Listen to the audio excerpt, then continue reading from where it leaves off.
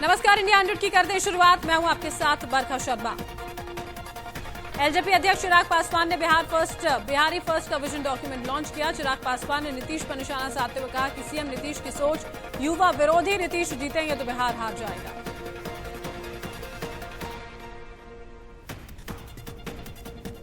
बिहार में दिग्गजों की ताबड़तोड़ रैलियां। केंद्रीय रक्षा मंत्री राजनाथ सिंह चुनाव में बीजेपी प्रत्याशियों के लिए प्रचार करेंगे। राजनाथ सिंह आज कहलगांव, बरहरा और चैनपुर में चुनावी जनसभा को करेंगे संबोधित। बिहार में आज बीजेपी अध्यक्ष जेपी नड्डा की 2 रैलियां। नड्डा बक्सर और आरा में एनडीए के पक्ष में माहौल बनाएंगे। यूपी के सीएम योगी आदित्यनाथ की आज फिर बिहार में चुनावी रैली। जमुई, तरारी और पालीगंज में जनसभा को संबोधित करेंगे।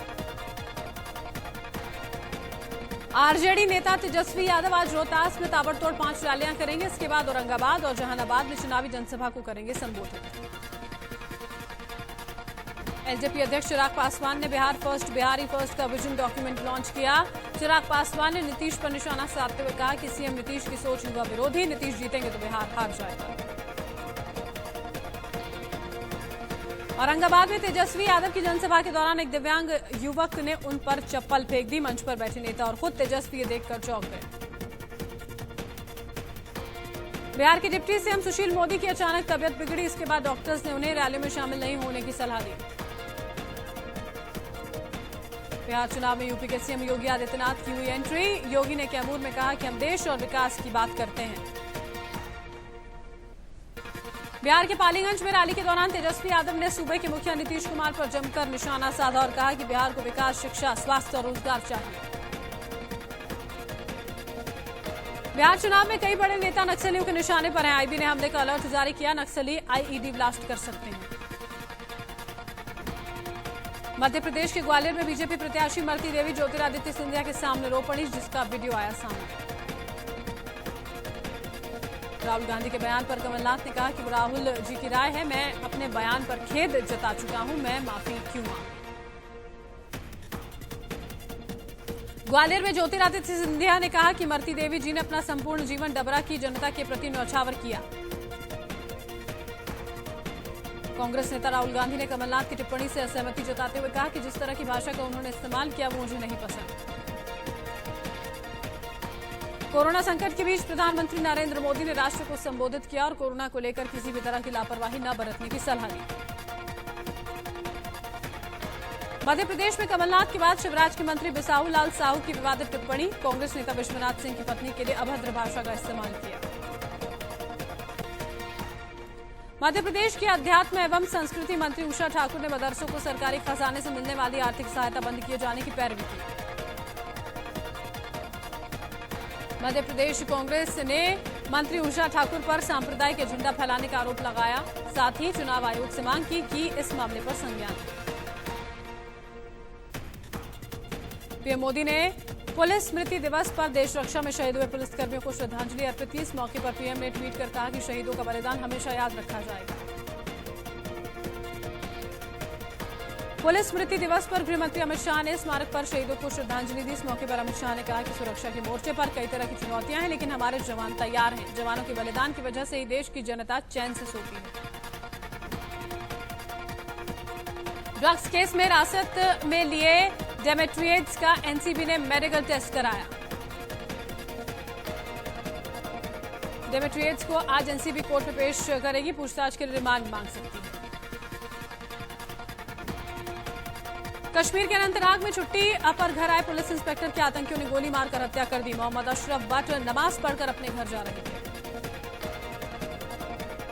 हाथरस केस की जांच के सिलसिले में सीबीआई की टीम ने दोबारा पीड़ित परिवार से मुलाकात की। इसके साथ घटना वाली जगह पर भी सीबीआई की टीम दोबारा गई। जम्मू कश्मीर के शोपियां में आतंकियों पर सुरक्षा बलों के बीच मुठभेड़ यहां पर हो गई। एनकाउंटर में सुरक्षा बलों ने 3 आतंकियों को मार गिराया। मारे गए आतंकियों के पास से भारी मात्रा में हथियार बरामद हुए हैं। AK-47 राइफल भी इसमें शामिल। भारत चीन पर लद्दाख बॉर्डर पर पकड़े गए चीनी सैनिक को भारतीय सेना ने वापस लौटाया। 19 अक्टूबर को भारतीय सीमा के डेमचौक सेक्टर में घुस आया था चीन का सैनिक। चीन को हैंडओवर करने से पहले भारतीय सेना ने चीनी सैनिक से पूछताछ की। इसके बाद सैनिक को चुशुल मोल्डो बीपीएम पॉइंट पर वापस चीनी सेना को सौंप दिया गया। एलएसी पर चीन से तनातनी के बीच अमेरिकी विदेश मंत्री अगले हफ्ते भारत आ रहे हैं। वो विदेश मंत्री एस जयशंकर और रक्षा मंत्री राजनाथ सिंह से मुलाकात करेंगे और इसके बाद श्रीलंका और मालदीव जाएंगे। वाराणसी में विश्वनाथ मंदिर और ज्ञानव्यापी मामले को लेकर कोर्ट आज अपना फैसला सुना सकता है। विश्वनाथ मंदिर और ज्ञानव्यापी मामले को लेकर वाराणसी कोर्ट में कल सुनवाई हुई थी, जिसमें कोर्ट ने सुन्नी सेंट्रल वक्फ बोर्ड के सिविल रिवीजन पर फैसला सुरक्षित रखा था। आईपीएल के 38वें मैच में किंग्स 11 पंजाब ने दिल्ली कैपिटल्स को 5 विकेट से हराया। लगातार तीसरी जीत के साथ किंग्स पॉइंट्स टेबल के टॉप 5 में पहुंची। दिल्ली ने टॉस जीतकर पहले बल्लेबाजी करते हुए 165 रनों का टारगेट दिया। जवाब में पंजाब ने 19 ओवर में 5 विकेट खोकर 167 रन बनाकर मैच जीता। किंग्स 11 पंजाब की शुरुआत खराब रही। टीम ने पावर प्ले में 3 विकेट गंवा दिए। कप्तान लोकेश राहुल 15, क्रिस गेल 29 और मयंक अग्रवाल 5 रन बनाकर आउट हो गए। पंजाब के लिए निकोलस पूरन ने सबसे ज्यादा 53 रन और ग्लेन मैक्सवेल ने 32 रन की पारी खेली। पूरन लीग में दूसरी 50 वो लगा पाए। पूरन ने मैक्सवेल के साथ चौथे विकेट के लिए 69 रन जोड़े। दिल्ली के धवन ने 61 बॉल पर सबसे ज्यादा 106 रनों की नाबाद पारी खेले। शिखर लगातार 2 शतक लगाने वाले लीग के पहले खिलाड़ी बने हैं। इससे पहले चेन्नई के खिलाफ 101 रन उन्होंने बनाए थे। क्रिस गेल ने मैच के 5वें ओवर में 2 छक्के और 3 चौके की मदद से 26 रन ठोक डाले। यह इस सीजन के पावर प्ले का सबसे महंगा ओवर रहा। तुषार देशपांडे ने सबसे महंगा ओवर डाला। हार के बावजूद दिल्ली टॉप पर बरकरार। दिल्ली के ओपनर शिखर धवन को मैन ऑफ द मैच चुना गया। धवन 106 रनों की नाबाद पारी खेली। ओपनर बैट्समैन पृथ्वी शॉ लगातार चौथे मैच में भी फ्लॉप रहे। 4 मैचों में वो सिर्फ 11 रन ही बना सके हैं। राजस्थान और चेन्नई के खिलाफ वो खाता तक नहीं खोल सके। आईपीएल 13 के 39वें मुकाबले में आज कोलकाता की बेंगलुरु से टक्कर होगी। कोलकाता 5 मैच जीतकर पॉइंट्स टेबल में चौथे नंबर पर है, जबकि बेंगलुरु ने 6 मैच जीतकर तीसरा स्थान प्राप्त किया है। देश में कोरोना के मामले लगातार कम हो रहे हैं। पिछले 24 घंटों में कोरोना के कुल 55,000 मरीज सामने आए हैं। 717 लोगों ने लेकिन गंवाई जान। भारत में अब तक कोरोना वायरस के कुल 76,51,108 मामले सामने आ चुके हैं। कोरोना के 67,95,103 मरीज ठीक हुए हैं। 1,15,000 से ज्यादा लोगों की हुई मौत। महाराष्ट्र में कोरोना के अब तक कुल 16,09,000 से ज्यादा केस सामने आ चुके हैं। पिछले 24 घंटों में 8,000 से ज्यादा नए मरीज बढ़े। आंध्र प्रदेश में 2 नवंबर से स्कूल फिर से खुलने जा रहे हैं। मुख्यमंत्री वाईएस जगनमोहन रेड्डी ने वीडियो कॉन्फ्रेंसिंग के जरिए इसकी जानकारी दी। दिल्ली वासियों को प्रदूषण से बचाने के लिए केजरीवाल सरकार आज से रेड लाइट ऑन वाहन ऑफ अभियान शुरू कर रही है। एनजीटी का आदेश नहीं मान रही कंपनियों पर नोएडा प्राधिकरण कार्रवाई कर रहा है। इसके तहत 5 लाख से ज्यादा का जुर्माना लगाया गया।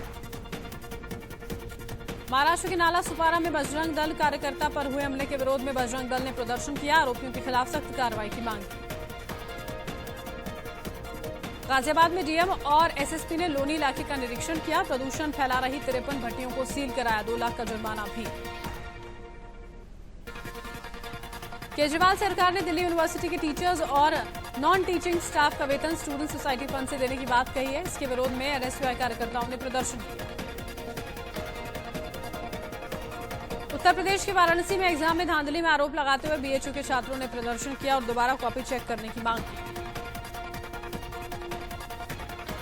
यूपी के बलरामपुर में वकीलों का प्रदर्शन जारी है। वकीलों ने योगी सरकार को चेतावनी दी कि अगर नवीन न्यायालय परिसर में उन्हें चेंबर नहीं दिया गया तो वो प्रदेशव्यापी प्रदर्शन करेंगे।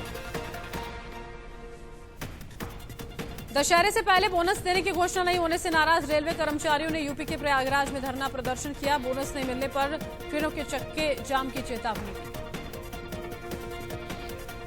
यूपी के बाराबंकी में संदिग्ध परिस्थितियों में गायब लड़की का शव नहर के पास मिला। घरवालों ने रेप के बाद हत्या की आशंका जताई है। जांच शुरू। गाजियाबाद में 2.5 साल की बच्ची का शव बरामद किया गया है। बच्ची के पिता ने अपने साथी पर हत्या का आरोप लगाया, जिसे पुलिस ने गिरफ्तार कर लिया है। उत्तर प्रदेश के गाजीपुर में झगड़े के बाद पति ने पत्नी पर चाकू से हमला कर दिया और फांसी लगाकर खुद जान ली। उत्तर प्रदेश के कौशाम्बी में प्रेमिका से मिलने पहुंचे युवक पर पेट्रोल डालकर उसे जिंदा जलाने की कोशिश की गई। युवक का आरोप है कि प्रेमिका के घर वालों ने उसे मारने की कोशिश की। यूपी के कानपुर में पिंटू सेंगर हत्याकांड में फरार चल रहे 2 आरोपियों ने कोर्ट में सरेंडर कर दिया, जिनकी तलाश पुलिस लगातार कर रही थी। यूपी के रामपुर में गन्ने के खेत में मिली युवती की लाश को पुलिस ने पोस्टमार्टम के लिए भेज दिया है। लड़की के चाचा ने रेप के बाद हत्या की आशंका जताई है। मध्य प्रदेश के बड़वानी में बेटे की पिता की पीट कर हत्या उसने कर दी। पुलिस ने आरोपी को गिरफ्तार कर जेल भेजा। यूपी के सीतापुर में मामूली विवाद में 2 पक्षों में मारपीट हुई। पुलिस ने दोनों पक्षों को हिरासत में लेकर मामला शांत कराया। यूपी के कानपुर में पुलिस ने फर्जी टेलीफोन एक्सचेंज का खुलासा करते हुए 2 आरोपियों को गिरफ्तार किया है। यूपी के शाहजहांपुर में पुलिस ने स्मैक की बड़ी खेप बरामद की है। इसकी कीमत 2 करोड़ रुपए से ज्यादा बताई जा रही है। इसके साथ 2 तस्कर भी गिरफ्तार किए गए। यूपी के सिद्धार्थनगर में एसएसबी ने भारत नेपाल बॉर्डर से तस्कर को गिरफ्तार किया। इसके पास से 2 किलो 300 ग्राम अफीम बरामद हुई।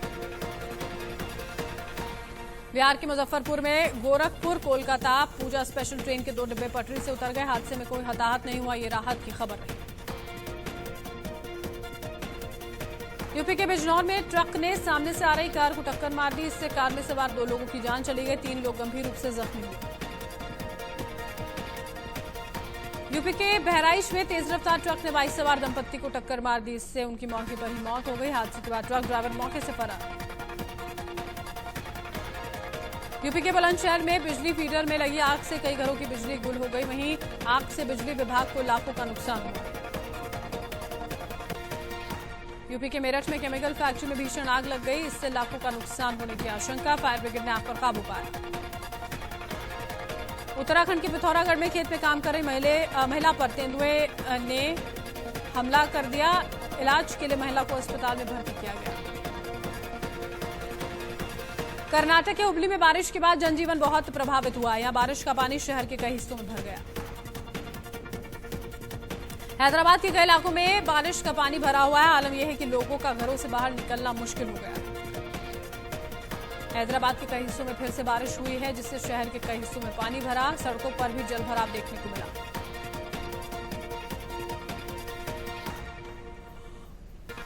शारदीय नवरात्र का आज 5वां दिन है। आज मां दुर्गा की 9 शक्तियों के 5वें स्वरूप मां स्कंद माता के दर्शन और पूजन का विधान है। नासिक से प्याज की सप्लाई बंद होने से प्याज 70 रुपए प्रति किलो और टमाटर 80 रुपए प्रति किलो बिक रहा है।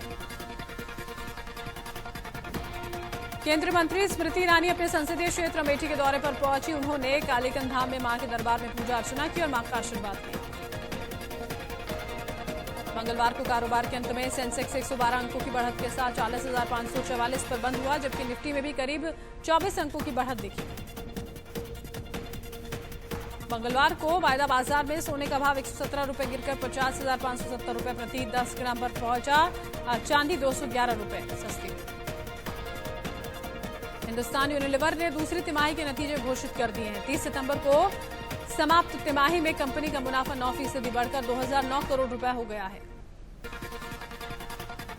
टाटा हाउसिंग ने एक योजना का ऐलान किया। इसके तहत घर खरीदने वालों को होम लोन पर 1 साल के लिए 4% ब्याज देना होगा। कंपनी ग्राहकों को आकर्षित करने के बाकी लागत खुद वहन करेगी। पाकिस्तान में बढ़ते दखल को लेकर सिंध पुलिस में विद्रोह शुरू हो गया है। सिंध पुलिस आला अधिकारी समेत 70 पुलिस वाले छुट्टी पर चले गए। विपक्ष ने आरोप लगाया कि नवाज शरीफ के दामाद की गिरफ्तारी पाकिस्तानी सेना के इशारे पर हुई। सेना के अधिकारियों ने सिंध के आईजी का अपहरण कर लिया है और उनसे जबरन सफदर के खिलाफ एफआईआर पर हस्ताक्षर कराए हैं। पाकिस्तान की सियासत में गहमागहमी बढ़ती जा रही है। 11 विपक्षी दलों के गठबंधन में मरियम नवाज और बिलावल भुट्टो की मौजूदगी ने इमरान सरकार की मुश्किलें बढ़ा दी। लाहौर में मरियम नवाज और उनकी पार्टी के 2000 से ज्यादा कार्यकर्ताओं पर केस दर्ज किया गया। उन पर लाहौर में सरकार विरोधी रैली आयोजित करने का आरोप है। आर्मेनिया और अजरबैजान विवादित इलाके नागोर्नो काराबाग को लेकर पिछले 22 दिनों से आमने सामने है। जंग में दोनों को भारी नुकसान उठाना पड़ रहा है। मेक्सिको में कोरोना से अब तक 86,000 से ज्यादा लोगों की मौत हो चुकी है। 8,54,000 से ज्यादा लोग संक्रमित। नाइजीरिया में पुलिस की बर्बरता के खिलाफ 2 हफ्ते से प्रदर्शन चल रहा है। प्रदर्शनों को पुलिस दबाने की कोशिश कर रही है। प्रदर्शनकारियों ने कई जगह तोड़फोड़ और आगजनी की। अमेरिका की उपराष्ट्रपति पद की उम्मीदवार कमला हैरिस विवाद में फंस गई हैं। उनकी भतीजी ने एक तस्वीर ट्वीट की जिसमें देवी दुर्गा के कैरिकेचर में कमला हैरिस का चेहरा लगा है। दुनिया भर में कोरोना से अब तक 4 करोड़ 9 लाख से ज्यादा लोग संक्रमित हो चुके हैं, जबकि 11 लाख से ज्यादा लोगों की गई जान। अमेरिका में कोरोना से संक्रमितों का आंकड़ा 84,87,000 के पार पहुंचा। मरने वालों की संख्या 2,25,000 से ज्यादा हुई। रूस में अब तक संक्रमितों की संख्या 14,31,000 के पार चली गई है। मरने वालों का आंकड़ा 24,000 के पार।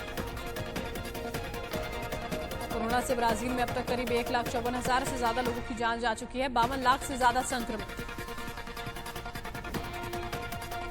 बॉलीवुड सॉन्ग का जादू 7 समंदर पार अफ्रीका में भी है। यहाँ ढोलक की थाप पर हिंदी गानों पर विदेशी खूब थिरकते हैं। फिल्म वेलकम के गाने ऊंचा लंबा कद पर कपल का परफॉर्मेंस सोशल मीडिया पर खूब हिट है। इसे 4 लाख व्यूज मिल चुके हैं। फिल्म स्त्री के गाने पर लड़कियों का डांस सोशल मीडिया पर जमकर वायरल। 4 लाख व्यूज इसे मिल चुके हैं। बॉलीवुड सॉन्ग पर लड़कियों का डांस सोशल मीडिया पर जमकर हिट हो रहा है।